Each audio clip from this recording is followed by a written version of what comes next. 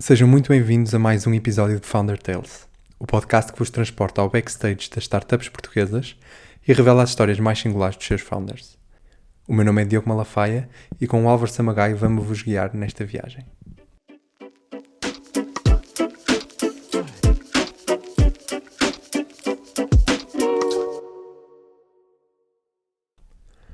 Neste episódio trazemos o João Ribeiro, co-founder e CEO da PicMed. A PicMed é uma startup sediada em Braga, cujo produto é um software de planeamento cirúrgico, nomeadamente ortopédico. Aliam inteligência artificial e visualizações 3D para otimizar e aconselhar os médicos nos procedimentos cirúrgicos. O João é engenheiro biomédico de formação e teve alguma experiência de trabalho antes de se lançar na construção da PicMed. Este ano já levantaram 3 milhões de euros numa ronda de investimento que vão utilizar para reforçar a componente de inteligência artificial no seu produto e expandir a comercialização para outros mercados. Fiquem connosco para ouvirem a opinião do João sobre a utilização de inteligência artificial em saúde e aproveitem também para nos seguir no Instagram em Founder Tales Podcast, onde publicamos algum conteúdo complementar. Olá João, bem-vindo aqui ao nosso podcast. Muito obrigado por teres aceitado o nosso convite e começávamos por te perguntar sobre a PicMed, como é que surgiu a ideia, em que altura é que surgiu, fazes aqui se calhar uma cronologia da ideia e do percurso da tua empresa. Sim, olá a todos, antes de mais obrigado pelo convite. Portanto, isto nasceu com a minha dissertação de mestrado. Eu fiz o mestrado integrado em Engenharia Biomédica na Universidade do Minho. E na altura, enquanto estava a propor um tema para a tese, já tinha como objetivo escolher um tema que na prática resolvesse algum desafio que existisse no mercado. Portanto, o objetivo era não apenas fazer a dissertação para terminar o curso, mas também que aquilo permitisse gerar algum valor para o mercado. E então tive a oportunidade de reunir com alguns professores, com alguns médicos aqui também do Hospital de Braga e do Porto, de modo a perceber algumas das necessidades que eles tinham, particularmente do ponto de vista de imagem médica, porque era aquilo que eu me estava a especializar mais e, portanto, andava mais à procura nesse segmento. E rapidamente percebi que em ortopedia existia o desafio de planear e simular a cirurgia antes da cirurgia acontecer, portanto, que na prática é o planeamento pré-operatório. E então percebi que poderia ser por aí o caminho. Percebi claramente as lacunas e os desafios que esses ortopedistas tinham em lá estar a planear, preparar bem a cirurgia, simular diferentes outcomes cirúrgicos para escolher aquilo que seria o melhor e mais adequado para o paciente. E, portanto, foi por aí que eu segui a minha dissertação. Feita a dissertação, entregue e feita a defesa, aquilo que eu percebi foi que, eventualmente, o produto poderia ser interessante, teria uma tecnologia interessante em mãos, mas estava muito longe de ser um produto final e acabado e passível de ser colocado no mercado. Portanto, ainda precisava ter, do ponto de vista tecnológico, de bastante trabalho, mas ao mesmo tempo eu sabia pouco ou nada, portanto, mesmo aqui a roçar o nada, do que era lançar um negócio, do que era criar uma empresa, portanto, do ponto de vista mais estratégico, mais operacional, como é que conseguíamos ir do ponto A ao ponto B. E então o objetivo foi trabalhar em outras empresas, de modo a aprender esse tipo de temáticas, a perceber que métricas é que devemos utilizar, que ferramentas é que devemos utilizar, quando é que definimos as estratégias, como é que definimos essas estratégias. E, portanto, foi um bocadinho esse o percurso. Até que depois, em 2015, juntei-me com o Jaime e com a Sara, que também tinham feito o curso de Engenharia Biomédica, o Jaime mais afeito até a Informática para a Saúde. Juntámos os três e criámos a empresa do zero. Portanto, o objetivo aí foi o mesmo, foi seguir a mesma lógica da tecnologia que tinha sido desenvolvida na dissertação, mas lá está, melhorar a tecnologia, criar um produto a partir daquela tecnologia, e então depois lançar a empresa para o mercado. Foi assim que a PicMed nasceu. Ok. Isso acho engraçado teres tido esse cuidado, enquanto ainda aluno de mestrado, de procurares uma tese já que criasse algum tipo de valor e ter já essa mentalidade de empreendedor tão cedo. Isso foi a primeira demonstração foi aí que tu percebeste que tinhas uma mentalidade empreendedora, ou era uma coisa que já sabias e já estavas a contar ter um trabalho nessa área? Na prática, eu sempre fui, mesmo desde miúdo, sempre tive uma paixão muito grande pela área da tecnologia, pela área da saúde. Desde cedo acabei por perceber que provavelmente não seria um bom médico, mas tinha essa paixão pela área mais técnica da medicina. E ao mesmo tempo, a minha outra paixão era claramente aqui a área da tecnologia, sempre. Desde miúdo, que sempre mexi bastante em computadores, em criar aplicações muito simples para resolver coisas que eu precisasse. E, portanto, encontrei aqui em engenharia biomédica essa quase mutação entre ambas as áreas. Mas desde cedo diria que sempre tive esse interesse por criar o meu próprio negócio, criar os meus próprios produtos, lançar os produtos para o mercado, mas teriam que fazer sentido e teriam que resolver algum tipo de problema. E então, no caso da dissertação, eventualmente aqui terá sido o primeiro passo, mas lá está, já alinhado com uma estratégia que já vinha de muitos anos, já quando era miúdo, mas eventualmente aqui terá sido o primeiro passo, talvez pelo facto de ver à minha volta alunos e ex-alunos com teses de mestrado e com teses de doutoramento bastante interessantes, mas que depois eram guardados numa gaveta, sem que se percebesse muito bem porquê. Então, para mim, isso não fazia sentido. Eu não ia estar a passar um ano da minha vida a trabalhar sobre um único projeto, para depois, passado um ano, fazia a defesa, tinha a entrega da dissertação, agora vou fazer uma coisa completamente diferente, sei que aquilo tem alguma utilidade. Não. Poderia até no final chegar à conclusão de que não tirava um produto dali, mas pelo menos o objetivo era esse. E portanto foi muito por aí que acabei por seguir o percurso ainda na fase da dissertação. E tu passaste a faculdade, acabaste o curso e foste trabalhar para uma empresa que não a PicMed, não é? Mas tu, quando foste trabalhar, tu foste já com a visão de um dia voltares àquele produto e voltares ao produto original da tese e deixaste aquilo em stand-by, ou foste tendo os dois em paralelo e foste tentando utilizar o que aprendias de um lado para desenvolver o outro? No início tentei que fosse paralelo, portanto o objetivo era aos poucos desenvolver também do ponto de vista de produto, portanto melhorar lá está a tecnologia para conseguir ter um produto, ao mesmo tempo que estava a trabalhar noutra empresa, mas também cedo percebi que isso não ia ser possível, porque na prática, se eu queria absorver o máximo de informação possível no menor espaço de tempo, ou no melhor período de tempo, melhor dizendo,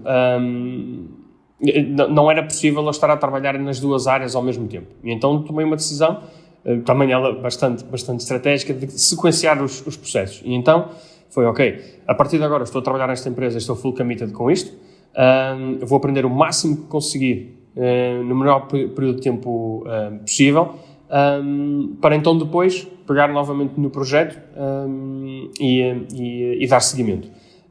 E portanto foi muito isso que fiz na altura. Não descartei completamente o tema da tese, aos poucos fui fazendo uma coisinha ou outra, mas não deu como eu tinha inicialmente pensado em paralelizar, em que no limite conseguir dizer, ok, eu durante o dia de segunda a sexta trabalho aqui, depois no limite ao sábado e ao domingo consigo pegar no projeto. Não deu. Não deu porque lá está, depois teria também alguma dificuldade no principal propósito, que era absorver o máximo de conhecimento possível para depois conseguir aplicá-lo eu próprio na nossa empresa. E então, quando é que, depois de teres tomado essa decisão e então teres começado a trabalhar numa de tentar absorver conhecimento, o que é que te fez depois, quando é que te deu o clique e percebeste, ok, não, agora tenho que voltar para trás? Ou já era uma coisa premeditada, disseste, vou ficar aqui um ano e tinhas uma meta?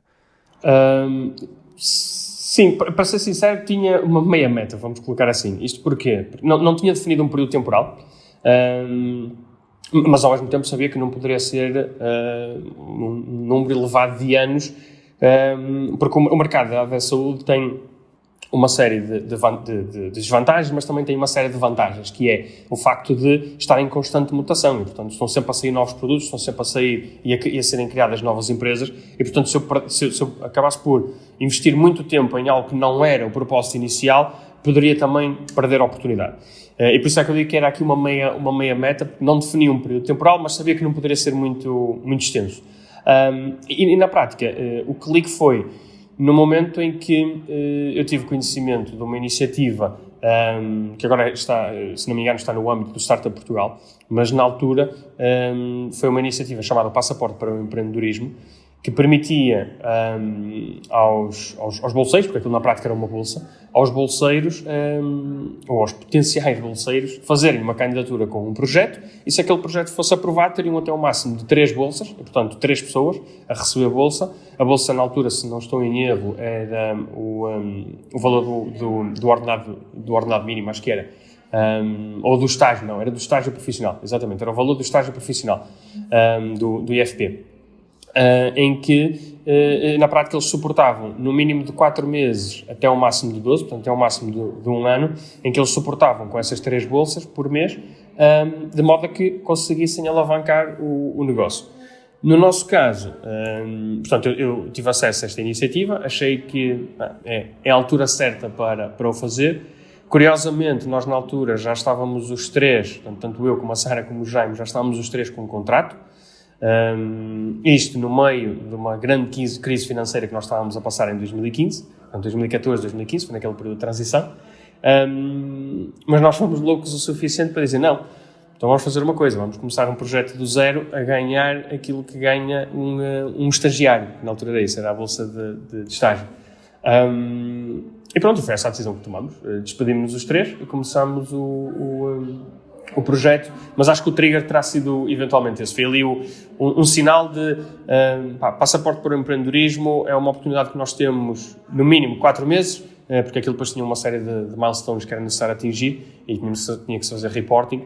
Portanto, no mínimo 4 meses, no máximo 12, e nós conseguimos levantar isto. E pronto, foi uma decisão arriscada na altura, olhando para trás fazia exatamente da mesma forma. Ou seja, o trigger foi mesmo esse passaporte para o empreendedorismo. Se não tivesses recebido essa bolsa, lançavas-te na mesma cabeça ou se calhar recuavas um bocadinho e te esperavas para outra altura? Sim, lá estavas a trabalhar. Sim, não, isso não. Já de certeza que já tinha começado. Aqui o desafio era muito do ponto de vista financeiro, porque na prática nós estávamos a trabalhar, já estávamos os 3 com contrato, mas não eram ordenados grandes o suficiente que permitisse criar um suporte e um apoio financeiro que nos permitisse agora, com um income de 0, trabalhar num projeto. E, portanto, aquilo na prática foi uma excelente iniciativa que eu acho que, como eu estava a dizer há pouco, que acho que agora está no âmbito do Startup Portugal, tem outro nome, acho que Startup Voucher, acho que é assim. É isso. Em que lá está, em que permite a criação de negócio. Eu acho uma medida extraordinária, porque permite durante um período de tempo tu conseguires validar se aquilo tem ou não aplicabilidade. E tens algum apoio financeiro, portanto não é nada de extraordinário, mas permite comprar aquilo que são os mínimos para tu conseguires trabalhar. Compras um computador, compras uma máquina de café para teres no escritório, compras os snacks energéticos que vais precisar por trabalhar tantas horas, e portanto acho que é um apoio que de outra forma tornava mais difícil. Não era impossível, não era limitativo, ou não era impeditivo, poderia ser limitativo. E, portanto, para nós acho que foi mesmo o trigger. Não tendo esse trigger à altura, teria que aparecer outro, porque acho que o resultado final teria que ser sempre o mesmo. Portanto, apareceria outro, de certeza. Claro. Nós, por acaso, nós também tivemos um projeto, e temos um projeto de empreendedorismo, e na altura, quando ouvimos falar do Startup Voucher, foi uma pena, porque acho que chegámos, 2 dias depois de uma coisa do género, terem fechado as candidaturas. Mas o que eu te ia perguntar era como é que conseguiste, como é que foi trazer os teus 2 co-founders para o projeto, ou seja, porquê eles e o que é que viste neles e o que é que eles viram no projeto para terem aderido? Claro. Como é que os convenceste a sair de um trabalho com contrato para ir receber salário de estagiário? Sim, exato. Foi interessante. Eu acho que algo que é fundamental quando nós estamos a pensar em criar um negócio, e acho que isso é independente da área, naturalmente quanto mais complexa é a área, mais isso é importante, mas acho que no limite acaba por ser agnóstico da área. É super importante ter uma equipa de co-founders que é coesa, multidisciplinar e complementar. Eu sei que isto parece um clichê, mas na realidade não é. Por exemplo, e dou o exemplo, acho que nós somos o exemplo perfeito, com bastante modéstia à parte, mas o exemplo perfeito de como é que uma equipa de co-founders deve ser criada. Olhando para nós três, nós somos três totalmente diferentes, mas altamente complementares. Dou alguns exemplos. Eu sou aquela pessoa que tendencialmente está sempre lá em cima. E, portanto, eu tendencialmente estou a pensar em aquilo que nós vamos fazer a seguir. Ok? Onde é que nós vamos estar daqui a X? Onde é que nós vamos estar daqui a Y? O que é que nós vamos atingir daqui a Z? E, portanto, tenho muito mais aquela visão de helicóptero, muito mais aquela visão estratégica, e que eventualmente poderá ter sido isso que ajudou aqui na fase inicial a conseguir convencer o Jaime e a Sara. O Jaime é um tipo altamente técnico, que tinha uma visão muito de produto e muito de engenharia. Nós falámos, lembro perfeitamente no início de termos as primeiras conversas sobre isso, e ele materializava aquilo que nós estávamos a falar em linguagem corrente, ele materializava aquilo em tecnologia, como é que nós conseguimos criar um produto a partir daquilo, como é que nós conseguimos resolver aquele problema utilizando tecnologia. A Sara, por outro lado, é altamente metódica, hiper organizada, e é aquela pessoa que consegue pegar naquilo que eu estou constantemente a pensar lá em cima e materializar em algo que é executável, e que consegue pegar naquilo, dissecar toda aquela informação e criar um conjunto de tarefas que são execuíveis, que são atingíveis, que são perceptíveis, de modo a que, a médio e longo prazo, aquela visão seja atingida. Mas como é que nós pegamos naquela visão, damos uns passos atrás e criamos um conjunto de tarefas para o fazer? Portanto, eu acho que nisso nós os três somos completamente complementares, precisamente por isso, porque eu estou sempre muito lá em cima, a Sara consegue trazer isso muito mais para a terra e materializar aquilo em algo, e depois o Jaime, claramente aqui do ponto de vista de engenharia, a conseguir implementar ou colocar todas as peças no local, de modo a consigamos implementar o que quer que estejamos a pensar. E portanto acho que é isso que é fundamental, é conseguirmos encontrar co-founders que estejam alinhados, mas que sejam multidisciplinares e complementares. Acho que é fundamental, até porque isso depois vai sendo avaliado ao longo do tempo, depois por outros colaboradores, por potenciais investidores que tenhas na empresa. Portanto, isso está constantemente a ser avaliado. Depois, olhando agora para trás e pensando como é que na altura os convenci, eu acho que foi muito pelo end goal, que é pensar, independentemente daquilo que nós vamos fazer, independentemente do produto que vamos criar, se pensarmos bem, de uma forma até se calhar meio apaixonada, todos nós temos pais, todos nós temos tios, todos nós temos avós, e muitas das vezes ao longo do tempo eles precisam de uma cirurgia.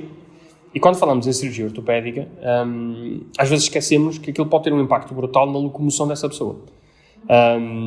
E aquilo que eu pensava era, se eu conseguir ajudar de alguma forma com um determinado produto, com uma determinada tecnologia, garantir que aquela pessoa teve o melhor tratamento possível para o caso que ela tinha, no limite, hoje é um desconhecido, mas amanhã pode ser um familiar meu, ou no limite até posso ser eu a ser intervencionado. E, portanto, quero garantir que as coisas correm pelo melhor. E, portanto, acho que foi muito por aí. Foi mais essa visão muito macro, muito de helicóptero, de o que é que realmente nós queremos fazer. Pronto, acho que foi por aí. Agora que começaste a falar do produto e da questão das cirurgias ortopédicas, queres aproveitar para explicar o que é o produto para quem não conhece? Claro.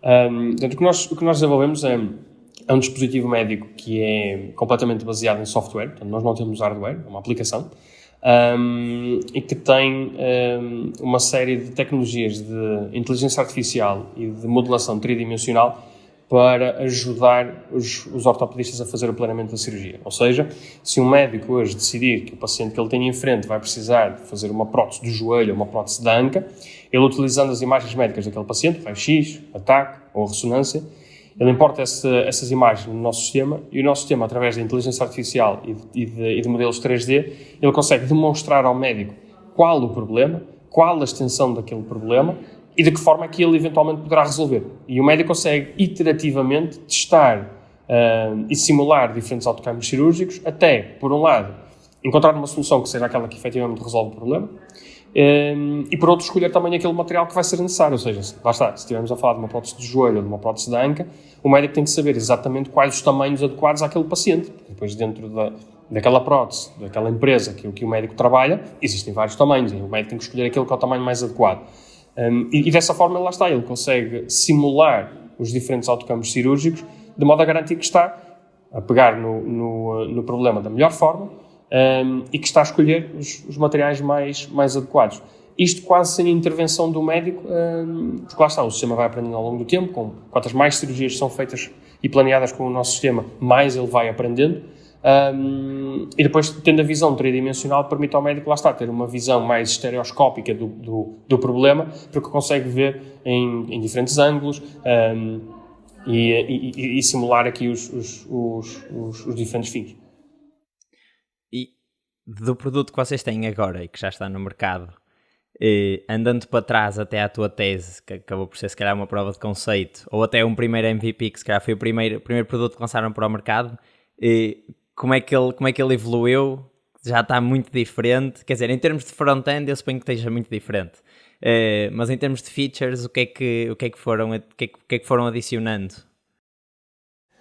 Eu diria que na prática, olhando agora para o que foi o resultado final, e na altura eu tinha um produto palpável, portanto, o resultado da minha tese não foi apenas o documento em si, mas tinha uma aplicação que corria e que simulava aquilo. Mas olhando agora para trás, eu diria que só mesmo o conceito, porque mesmo a tecnologia foi redesenhada completamente do zero. Já nem sequer utilizámos as mesmas tecnologias que eu usei na altura na dissertação, e portanto diria que foi mesmo o conceito. O front-end então esse é completamente diferente, não tem rigorosamente nada a ver, mas o conceito mantém-se, e acho que aquilo foi útil na altura para provar que era possível fazer e que aportava valor, porque era algo palpável, era algo que nós conseguíamos pegar naquilo, colocar nas mãos de um médico e ver o médico utilizar e receber feedback. Mas lá está, foi ao longo do tempo, sim, foi a primeira, eu diria que foi a alpha version do nosso produto, foi aquela versão que nós utilizámos numa fase inicial para ter o primeiro contacto e o primeiro feedback com os médicos, mas depois foi completamente redesenhada, não tem rigorosamente nada a ver com aquilo que é hoje. Nós os dois, por acaso, tiramos também Engenharia Biomédica, mas na FEUP, e estamos um bocadinho a par, mais ou menos, do que demos no curso, do problema que é o licenciamento de dispositivos médicos. Em alguma fase do desenvolvimento, vocês tomaram uma decisão estratégica para fugir a algum problema ou algum processo que fosse mais chato e que tentaram contornar de outra maneira e que se calhar adiar esse problema para uma versão futura? Aqui refere-se mais do ponto de vista regulatório, certo? Sim, exatamente. Dispositivos médicos. Talvez numa fase inicial tentar perceber, porque o desafio aqui que nós tínhamos, agora já nem tanto, mas que tivemos ainda durante algum tempo, mas agora felizmente a legislação está a alterar no bom caminho, parece-me, e com a nova diretiva e tudo, nesse sentido, com o MDR, que era o software não sendo palpável, não se percebia muito bem se era ou não um dispositivo médico. Porque na prática o mundo do software ainda era muito desconhecido para as entidades chamadas Notified Bodies, que são aqueles que certificam e regulam, ou melhor, que certificam o produto de modo a que depois os reguladores consigam regular o produto, nomeadamente em Portugal com o Infarmed. E, portanto, o desafio na altura foi até mais amontante, que era perceber se era ou não um dispositivo médico e, se sim, qual o processo. E, portanto, com bastante luta lá percebemos, mas também percebemos que não dava para fugir, porque a partir do momento em que o sistema, a partir do momento em que o produto tem finalidade médica, é um dispositivo médico. E depois existem várias classes. No nosso caso, nós já nos incluímos numa classe que, não sendo invasiva, portanto, nós não temos contacto com o paciente, não tocamos no paciente, mas não sendo invasiva, já fornecia informação ao médico de caráter cirúrgico. e então já era obrigatório certificar o produto. A decisão que depois nós na altura tomamos foi, ok, partindo do princípio que vai ser necessário certificar o produto, e que é necessário implementar um conjunto de processos tal e qual são implementados quando fazemos uma prótese, portanto os processos são exatamente os mesmos, a complexidade desses processos ou o escrutínio que esses processos são sujeitos é que pode ser um bocadinho diferente, naturalmente pelo facto da prótese estar durante X anos dentro do paciente, mas os processos são exatamente os mesmos e a legislação é exatamente a mesma e a diretiva é exatamente a mesma. No nosso caso, a decisão que nós tomamos foi, ok, partindo do princípio que vamos ter que fazer isto, portanto é uma não questão, então vamos implementar de modo a que seja útil para a empresa. Então todos os processos que nós tivemos que implementar, porque fomos forçados a fazê-lo, implementámos de modo a que fosse útil para o sucesso da empresa. E, portanto, nós à data, todos os processos que estão dentro do sistema do QMS, que é o Quality Management System, estão incluídos e inseridos no processo de desenvolvimento do dispositivo, portanto, do desenvolvimento do software. Aquilo que nós pensamos na altura era que não dava mesmo para fugir. Pois. E então do outro lado, ou seja, e como tu referiste a dificuldade agora da questão de serem dados médicos e vocês estarem a trabalhar com dados médicos, eu presumo que a partir do momento que vocês já estão estabelecidos e têm uma empresa formada, isso torna-se mais fácil adquirir esses dados para treinar o algoritmo, mas no início, enquanto ainda estavam a desenvolver, como é que foi arranjar esses dados médicos? Um desafio. Foi um desafio. Aliás, mesmo hoje, porque apesar de sermos uma empresa, portanto já termos outro tipo de estrutura que na altura não tínhamos, cada vez mais existe uma consciencialização maior relativamente a GDPR e relativamente àquilo que são dados clínicos. Por um lado, a meu ver, de forma positiva, por outro, acho que estamos a cair no outro extremo. Portanto, já estivemos num extremo e agora estamos a caminhar para outro extremo. Eventualmente, along the way, devemos de cair ali no meio. Ainda assim, na altura foi desafiante, foi necessário ter parcerias com alguns hospitais. Aquilo que nós fizemos na altura foi, a partir do momento em que nós estamos inseridos até num ecossistema bastante interessante aqui em Braga, em que permite ter o curso de Engenharia Biomédica, que trabalha em estreita colaboração com a Escola de Medicina, que por sua vez trabalha com o hospital, e portanto cria aqui quase uma tríade perfeita para dispositivos médicos, e permitiu que de alguma forma conseguíssemos acelerar alguns processos. No entanto, tivemos sempre que passar por comissões de ética e afins, mas permitiu, através de esse contacto mais próximo, mais aprimorado com alguns dos ortopedistas do Hospital de Braga, acelerar esses processos, porque já tínhamos no limite aqui quase o aval deles relativamente à utilidade do produto. E, portanto, conseguimos acelerar assim o processo, mas foi apenas acelerar. Portanto, todos os passos tivemos que os fazer na mesma, mas foi, na altura foi um desafio, precisamente por isso, pelo facto de, ainda para mais, lá estávamos num período de transição para o GDPR, portanto, as pessoas nem sabiam muito bem como é que aquilo seria enquadrado, apesar de nós explicarmos muito bem qual a finalidade para a utilização daqueles dados, de que forma é que eles eram completamente anonimizados e de forma irreversível, portanto nós já nunca mais, anonimizando aquelas imagens, nós já nunca mais conseguiríamos voltar atrás e ter acesso aos dados do paciente, mas ainda assim tivemos que passar por todos esses passos. E neste momento ainda mantém essa tal parceria com essa tríade? Sim. Eu acho que funciona bastante bem nesta fase, funciona bastante bem por duas razões. Por um lado, pelo facto de continuarmos a ter essa parceria mais do ponto de vista de desenvolvimento, no sentido de ou ter acesso a mais imagens, caso queiramos mais imagens de um tipo específico para treinar os nossos modelos, ou se quisermos testar uma nova funcionalidade ou uma nova tecnologia que ainda está numa fase muito embrionária, temos aqui um parceiro que é muito próximo, geograficamente muito próximo, e por outro, temos acesso aqui a talento que está a sair da universidade. Portanto, temos aqui o curso de Engenharia Biomédica, em que todos os anos saem excelentes alunos, e portanto temos aqui um contacto muito próximo com talento que é altamente especializado naquilo que nós fazemos. E, portanto, mantemos essa parceria com as três entidades para propósitos diferentes, mas mantemos essa parceria, naturalmente. Nós vimos no mês passado que levantaram aqui uma ronda de investimento de 3 milhões, e já agora muitos parabéns, e que essa ronda de investimento vai ser utilizada, entre outras coisas, para desenvolverem a vossa componente de inteligência artificial do produto. E falando agora aqui, se calhar um bocadinho mais sobre inteligência artificial, existe sempre um erro associado a qualquer previsão que um algoritmo deste género faça. E sendo numa área médica, esse erro acaba por ter uma relevância diferente do que se for noutra área qualquer, não é?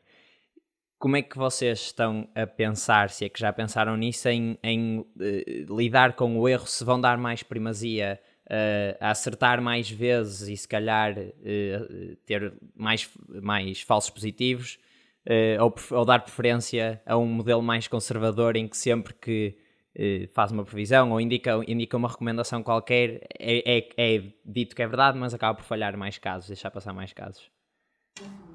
Sim, é uma excelente questão. E eu acho que no nosso caso, pelo facto de, primeiro, todos os modelos que nós temos para as diferentes áreas, estão eles inseridos num processo. E o que é que eu quero com isso dizer? Ao longo desse processo de planeamento, há vários stages com inteligência artificial, mas que o médico tem sempre acesso visualmente ao resultado final.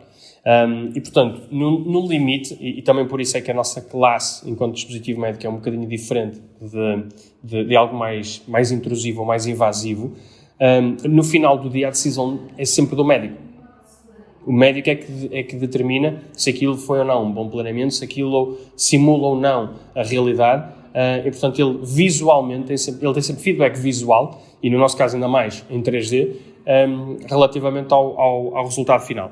E, portanto, ainda assim, aquilo que nós pretendemos é naturalmente ter aqui uma visão se calhar mais conservadora, porque na prática o médico, ao utilizar o nosso sistema, vai utilizar para testar e avaliar diferentes abordagens, portanto, diferentes outcomes cirúrgicos, mas ao mesmo tempo depois para escolher, como eu expliquei há pouco, os implantes adequados, ou pelo menos os tamanhos dos implantes mais adequados àquele paciente. E, por consequência, é importante que o tamanho que nós fornecemos, ou que o sistema diz, este aparentemente é o tamanho mais adequado, seja realmente o mais próximo da realidade. E, portanto, é mais importante termos aqui uma visão mais conservadora, uma abordagem mais conservadora, para garantir que os resultados que apresentamos são, efetivamente, os resultados mais fidedignos. No entanto, como eu estava a dizer, como ao longo do processo de planeamento e de simulação, o médico vai tendo acesso visualmente ao resultado do planeamento, ele consegue rapidamente perceber se alguma coisa está errada ou não.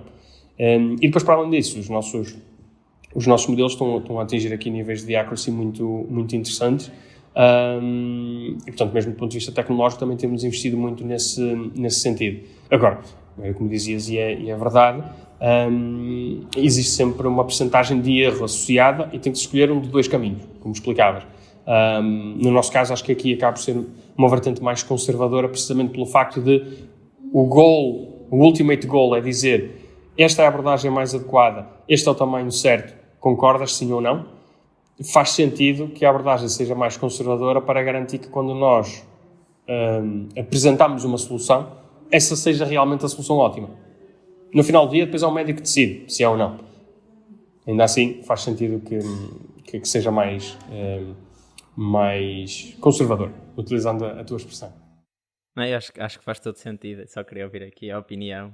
Porque acaba por ser sempre um tema muito, principalmente aqui na área médica, um tema muito, vamos pelo recall ou vamos pela precision? Estamos aqui sempre nesta dualidade. E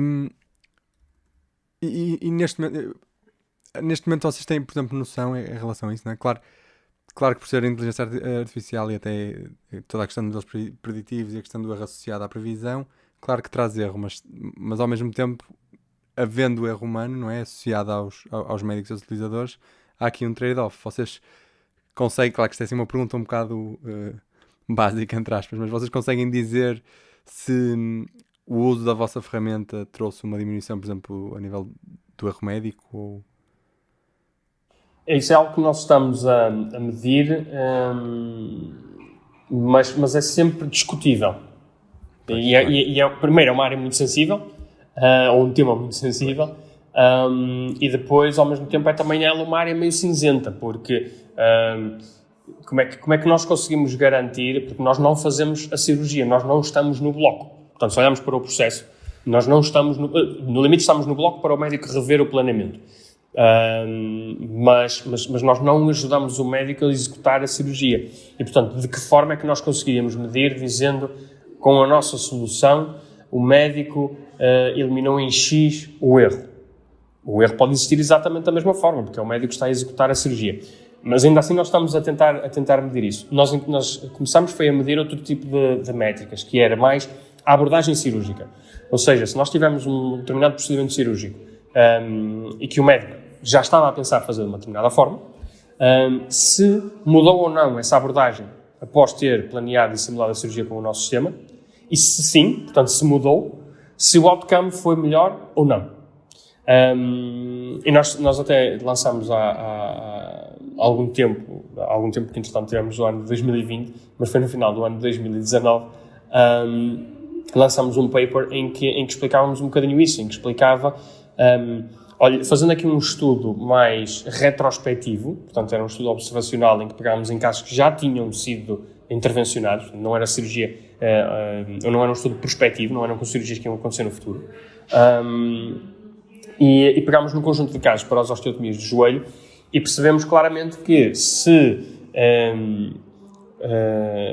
o nosso sistema tivesse sido utilizado para planear e simular aquelas cirurgias, em 50% dos casos, o sistema sugeriu uma abordagem diferente, para melhor. 50% foi o que disseste. 50%. Em metade dos casos, o sistema sugeria uma abordagem diferente, em quase a totalidade deles, para melhor. E depois... Que conclusões é que vocês tiram disso? Na prática... nós também foi interessante que escolhemos uma cirurgia que é ela própria complexa, que é a cirurgia de osteotomia de joelho, em que nem todos os médicos se sentem confortáveis para fazer aquela cirurgia. Mas a conclusão foi tão simples como o médico acabou por fazer a cirurgia, por exemplo, na tíbia, mas a deformidade estava no fémur, ou vice-versa. Ou até era necessário fazer uma osteotomia dupla, portanto fazer uma correção da deformidade tanto no fémur como na tíbia. E portanto o sistema automaticamente ele conseguiria analisar o caso e dizer qual a abordagem mais adequada tendo em conta a deformidade deste paciente. Mas acho que até mais interessante do que isso foi outra métrica que nós conseguimos, e este é um estudo que ainda está ongoing, portanto nós tiramos ali algumas conclusões preliminares, mas algo que nós também percebemos foi que em 10%, exatamente, em 10%, foi quase 10%, não chegou aos 10%, mas foi quase. Em quase 10% das cirurgias não havia a necessidade de fazer a cirurgia. Ou, no limite, aquele tipo cirúrgico não era o mais adequado para o problema daquele paciente. Poderia ser outro. Portanto, efetivamente existia um problema, mas aquele procedimento cirúrgico não era o mais adequado para corrigir aquele problema. E acho que esse foi um dado particularmente interessante, porque é precisamente nesse ponto que nós queremos tocar, que é o médico ter a possibilidade de simular a cirurgia e perceber se é ou não aquela abordagem mais adequada. Se sim, perfeito, como é que nós vamos fazer? Se não, vamos analisar outro.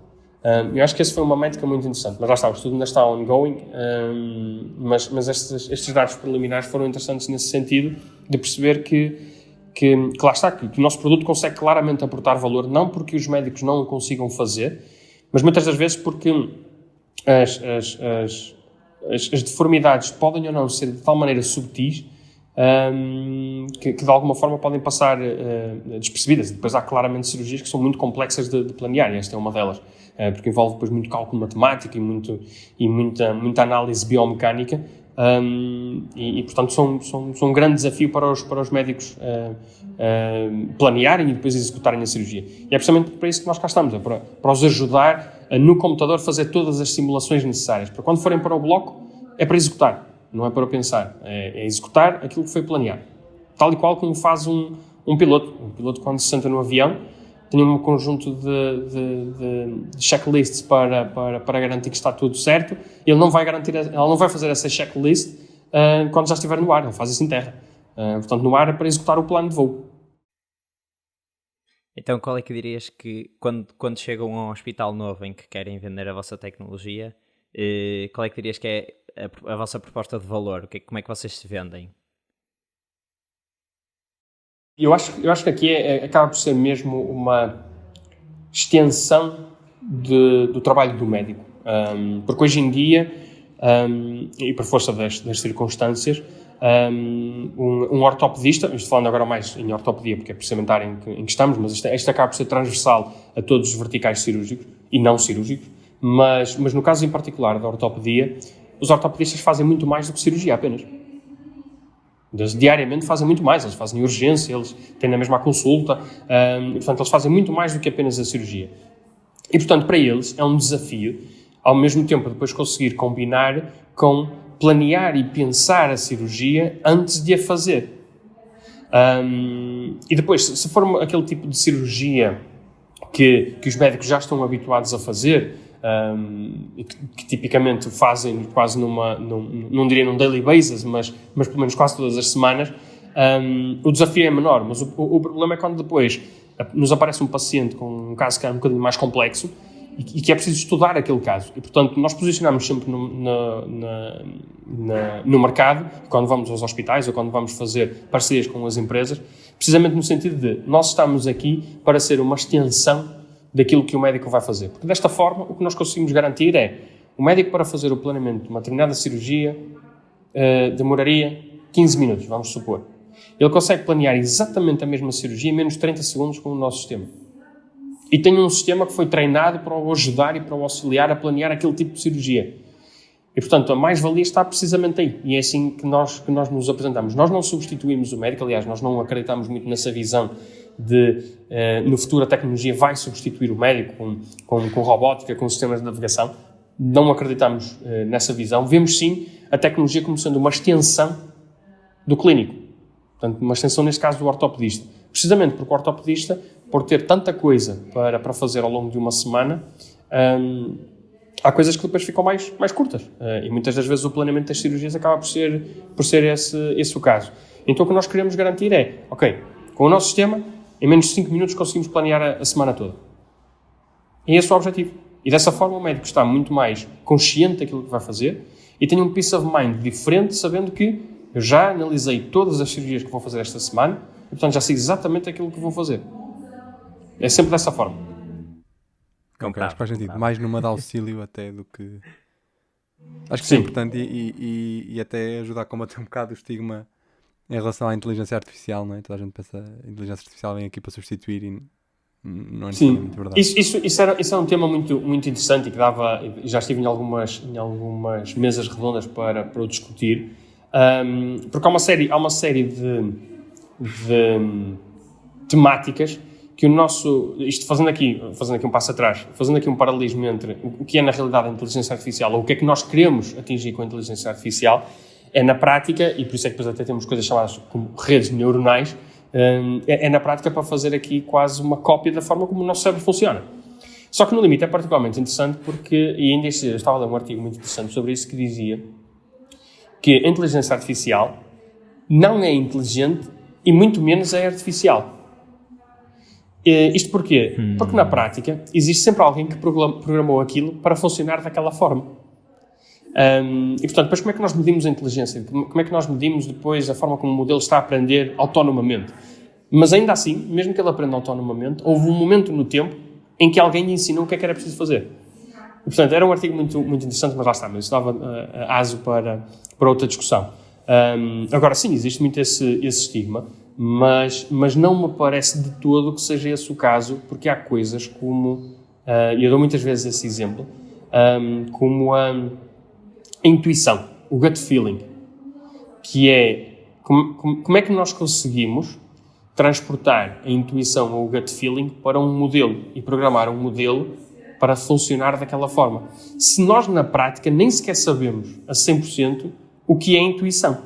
Sabemos que eventualmente poderá ter uma base histórica ou um passado mais histórico da forma como nós reagimos a situações similares. Mas não é 100% certo que seja assim. E, portanto, como é que nós conseguimos, e este é apenas um exemplo, como é que nós conseguimos pegar na intuição que um clínico tem, que um cirurgião tem, em que no momento de aperto, em que ele tem que tomar uma decisão rápido, porque é que ele segue pelo caminho A e não segue pelo caminho B? E muitas das vezes que lhe perguntarmos, ele também não vai saber, ele vai dizer que foi intuição. E como é que nós treinamos um modelo para ter esta intuição? É baseado em quê? Se nós nem sequer sabemos direito como é que o cérebro humano funciona nesse sentido. Portanto, esse é apenas um dos exemplos. Mas, por isso é que eu digo que isto vai ser sempre uma extensão do médico para, no limite, e isto é muito no limite, para, no limite, conseguir potenciar aquelas que são as nossas falhas do ponto de vista fisiológico e anatómico.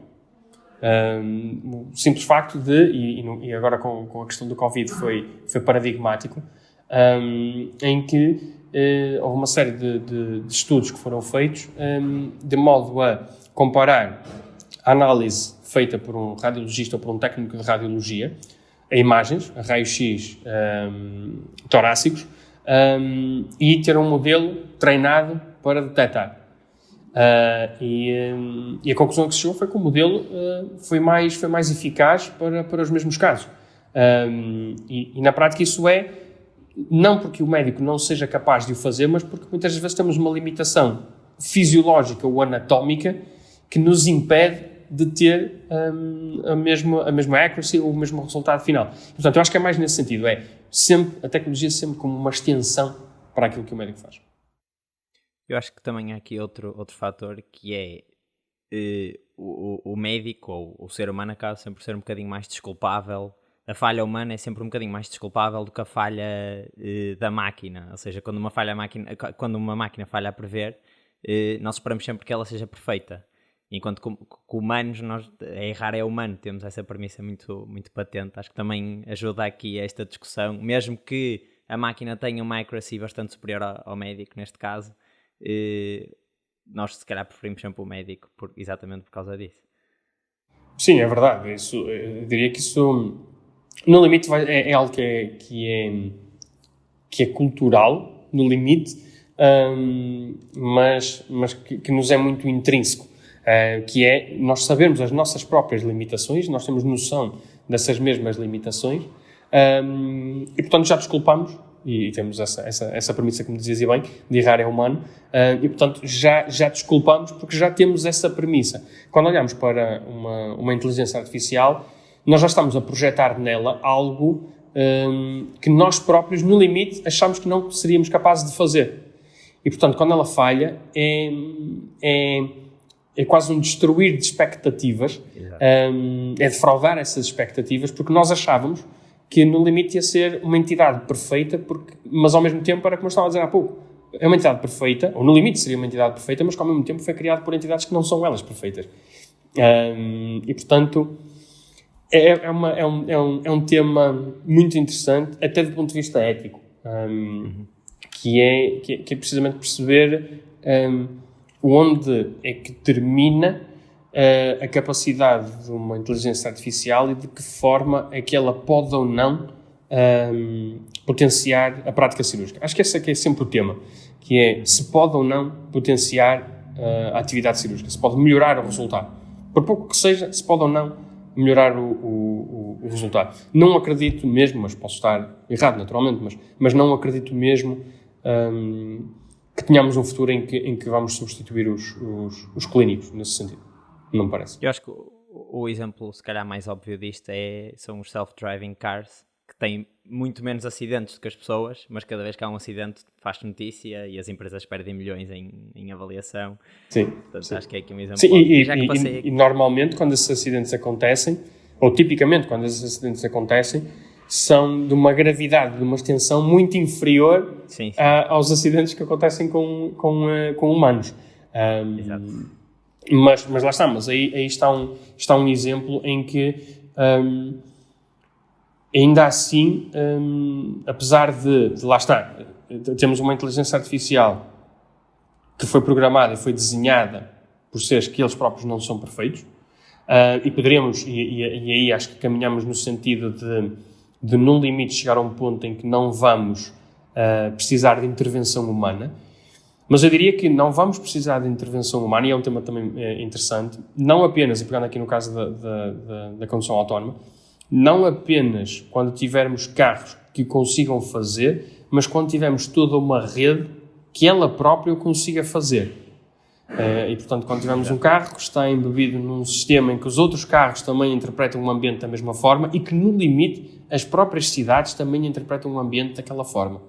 E, portanto, acho que aí vamos conseguir, sim, chegar a um modelo de full self-driving, como tem o da Tesla, em que, na prática, não apenas aqueles carros, mas se nós temos um carro que é altamente inteligente e que vai na estrada, mas está rodeado por 3 humanos, a sua capacidade e o seu reach é limitado por aqueles 3 humanos à volta. E no caso da área da saúde já é um bocadinho diferente, no limite pelo facto de ser, em alguns casos podemos chegar a um cenário de vida ou morte. E portanto, como é que tomamos rapidamente uma decisão e com base em que é que tomamos aquela decisão? Será que será suficiente nós termos uma inteligência artificial que foi treinada com milhares de milhões de casos similares, mas que aquilo não encaixa propriamente no perfil, e será que ele toma a decisão certa? Não quer dizer que o médico conseguisse tomar. A questão é, em qual é que vamos confiar mais? Pois. Essa é que é a pergunta. É uma boa pergunta. Dava para uma discussão, para um episódio só discutimos isso. Dá, completamente. E já que estamos a falar numa de até assuntos meio polémicos, embora isto não seja tão polémico na área da saúde, a questão da cirurgia robótica, vocês, por exemplo, veem espaço para uma ferramenta como a vossa alguma vez se integrar numa dessas ferramentas, ou pelo menos num pipeline de cirurgia robótica? Vemos tanto espaço que temos alguns parceiros nesse mercado, em que eles têm ou sistemas robóticos ou sistemas de navegação, em que na prática integram com o nosso. Ou seja, esses sistemas tipicamente auxiliam no bloco. Portanto, lá está, pegando em toda esta pipeline, desde o momento em que o paciente entra no hospital até que está a fazer a recuperação, nós estamos em momentos diferentes. Nós estamos antes da cirurgia, eles estão dentro da cirurgia. Mas, no entanto, eles precisam de saber exatamente o que é que vão executar. Portanto, um robô precisa sempre de saber o que é que vai fazer. E então, nesse sentido, o que nós fazemos é integrar o output da nossa solução, portanto, o resultado final da nossa solução, em que dizemos é necessário cortar aqui, é necessário cortar ali, com esta determinada angulação, o implante a ser posicionado deste tamanho, que deve ser posicionado daquela forma, e afins.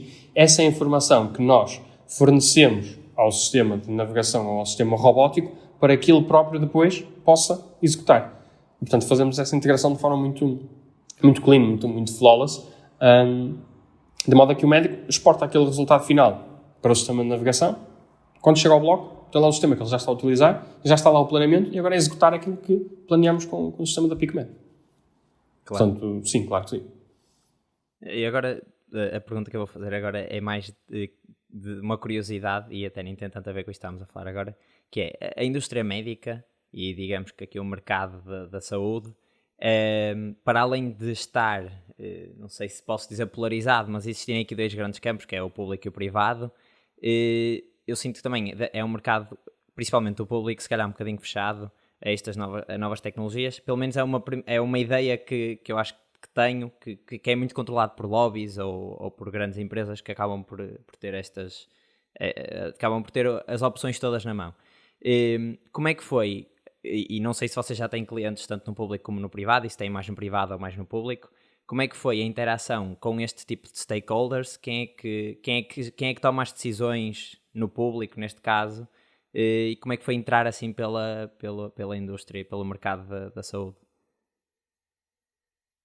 É um excelente tema também. Sim, porque é uma realidade. Eu acho que a razão primordial para o facto de ser mais desafiante entrar no público do que é no privado, tem única e exclusivamente a ver, a meu ver, mas tem única e exclusivamente a ver com os objetivos.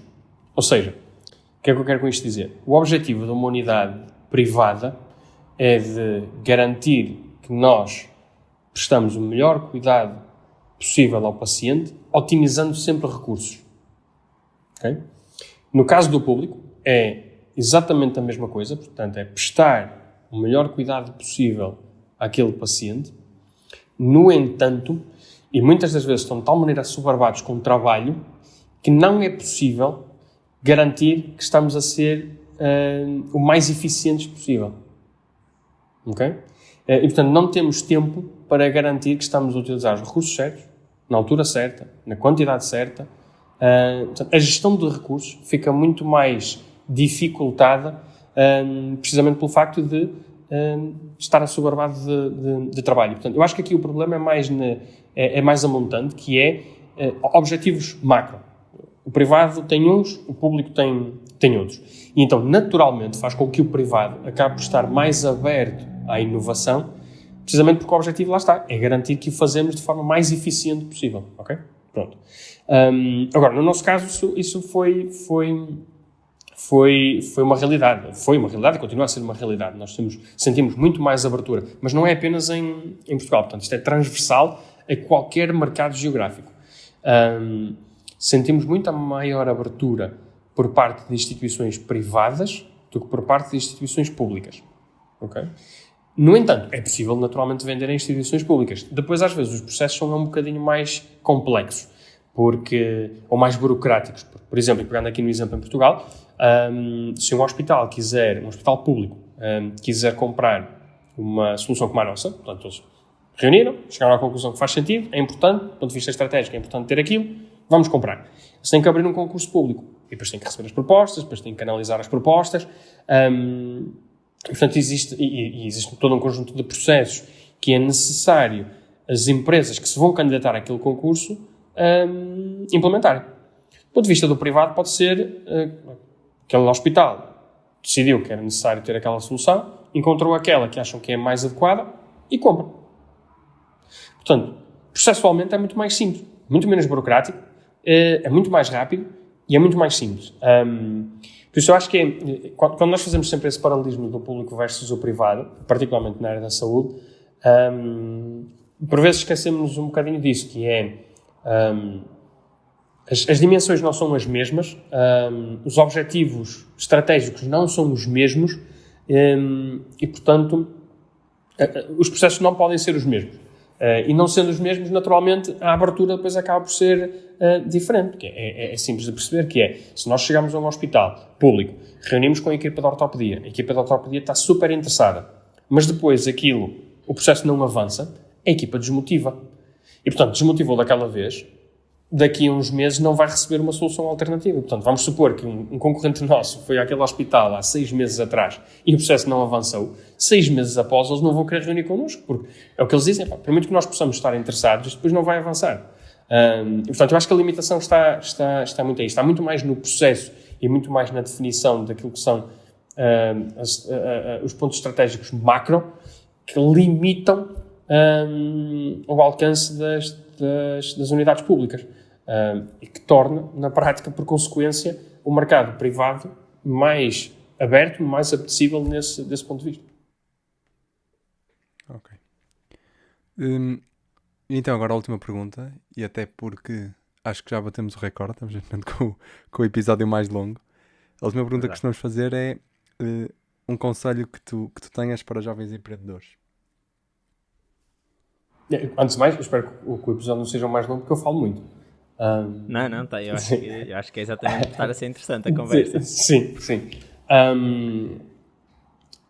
O conselho. Eu acho que na prática existem vários conselhos, não existe o conselho, porque depois depende de uma série de temas. Mas eu acho que um dos principais, ou no limite aquilo que se eu tivesse que escolher dentro dos principais, seria a equipa. Ter muita atenção e investir muito tempo numa fase embrionária em escolher os co-founders certos. Porque vão ser aquelas pessoas que numa fase, lá está, embrionária do projeto, vão trabalhar connosco 32 horas. São aquelas 8 horas de trabalho direto, mais 24 daquele trabalho que as pessoas não veem depois. E, portanto, são aquelas pessoas que vão trabalhar connosco as 32 horas. E por isso, dizendo já e fazendo aqui um disclaimer muito grande, que lá está, existem vários pontos que é necessário ter a minha atenção no início de um projeto, mas acho que a equipa é fundamental e que depois vai nos acompanhar ao longo do tempo. Naturalmente, depois em dimensões diferentes, em escalas diferentes, com temáticas diferentes, mas a equipa é aquilo que é primordial porque, por um lado, vão ser aquelas pessoas que vão estar connosco desde o início, no limite até ao fim, e depois, era como eu dizia também há pouco no início da nossa conversa, o escrutínio que depois vai ser feito à equipa numa fase inicial, porque numa fase inicial nós não temos nada palpável, e se for necessário ir apresentar algo, ou se for necessário, no limite, levantar uma ronda de financiamento, e não temos grande coisa para mostrar, porque ainda estamos numa fase muito inicial, aquilo que vai ser avaliado vai ser a equipa, a multidisciplinaridade da equipa, a capacidade de execução da equipa, o que é que a equipa já fez, o que é que a equipa sabe fazer. E, portanto, nesse sentido, eu diria que a partir do momento em que tenho uma ideia de negócio que vos pareça que faz sentido, garantir que têm as pessoas certas convosco, que as pessoas estão alinhadas com o mesmo objetivo e que vão caminhar convosco nesse sentido, e que compram uma visão. Porque depois todo o resto se desenrola. Mas acho que a equipa é fundamental. É muito comum falar-se isso dentro do meio de investimentos, em que, nomeadamente em startups, em que não é impossível, naturalmente, até porque há casos de sucesso nesse sentido, mas é muito incomum um investidor investir numa empresa de uma pessoa só. Porque o investidor não vai estar contigo todos os dias. E, portanto, há decisões estratégicas que tu vais ter que tomar e tens de ter alguém com quem discutir. E, portanto, tem que ser um co-founder. Tem que ser alguém que compra a tua ideia desde o início, quando nada existe ainda. E depois, e naturalmente estou biased de dizer isso, eu diria que o número adequado são 3. Porque... No nosso caso, acho que isso funciona bastante bem, que é, existe sempre alguém para desempatar. Portanto, se estamos a discutir algo e a tomar uma decisão e que um vai para um lado, outro vai para o outro, existe um terceiro sempre que desempata. E, portanto, acho que é o número adequado. Parece um clichê, mas connosco funcionou muito bem desde o início. Ok, não foi a primeira resposta que tivemos sobre a equipa, portanto acho que é um fator bastante importante e acho que ficamos por aqui. Foi uma conversa muito interessante. Muito obrigado, João, mais uma vez por ter aceitado aqui o nosso convite e o desafio de vir aqui falar um bocadinho connosco, e desculpa se nos alongamos um bocadinho. Nada, foi um gosto. Obrigado pelo convite, e que sirva para quem estiver a ouvir para tirar informação útil. Foi um gosto. Obrigado.